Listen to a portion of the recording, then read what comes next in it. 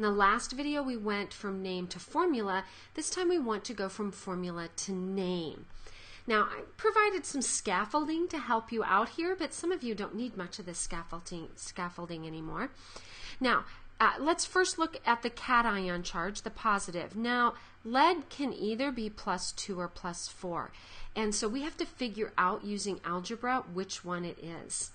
Chloride is always -1 when it's ionic, and so this is my algebra. I have one lead, I don't know its charge, I've got two chlorides, they're each -1.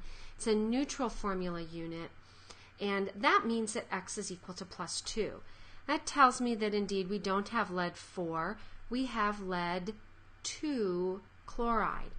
So to name these, you always give the metal its first name. We don't change the names for metals, just nonmetals.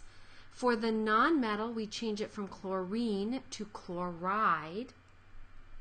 And if it's a transition or lead, tin, bismuth, elements like that with more than one oxidation number, we need a Roman numeral to communicate that it's lead 2 as opposed to lead 4. All right, let's look at the next one. Barium, Bai2. Barium's group 2, it's always +2. I have a firm rule. I have my nonmetal, iodine, it's -1, and honestly, it really should be 1 negative or just negative, just trying to make a point there. Normally, we wouldn't put the number 1 there. That would be implied. We don't need any algebra because we don't need any Roman numerals. Give it its metal name, change the nonmetal to IDE, and it's barium iodide. Let's look at the next one, Cu2S. Well, copper, you're going to be memorizing ultimately can be +1 or +2, and we have to figure out which one it's going to be. Sulfide, the sulfur in a compound, is always -2. So we know the ending name already. It's sulfide. And we actually know that it's copper. What we don't know yet is what should go in that Roman numeral. And to do that, you need a little bit of algebra. I have 2 coppers. I don't know its charge. I have 1 sulfide at -2. That has to equal 0. Or you can use the streamlined approach I showed you earlier. And we find indeed that it was copper 1 sulfide, not copper 2 sulfide. So copper 2 sulfide would just be Cus. All right, silver is always +1. So no Roman numeral. There's no need to communicate it's +1 because it's always +1 in a compound. The nitride's -3. So we really don't need much algebra or work at all. Silver, you always name the metal, and then the nonmetal changes to IDE. Now, I want to note here, do you notice we dropped the UR in sulfur?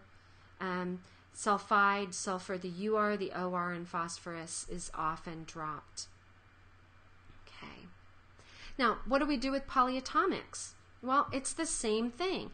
Ternary means 3 elements, and that's what your polyatomics are going to have, at least 3 element types. Not numbers, but element types. Okay? And all we have to do here is name the metal and name the polyatomic for the naming portion of it. In the naming portion, we're going to include that Roman numeral. Other than that, it's what we saw before. So let's write our ions down.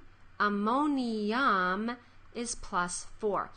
You need to make sure you put this in your journal. That's one of the things I had anticipated your journal being, is also a place to keep a running list of things you have to memorize. Ammonia is NH3. Ammonium is NH4 +1. Phosphate's -3. My least common multiple is 3, so I need 3 of the ammoniums, and I need 1 of the phosphates.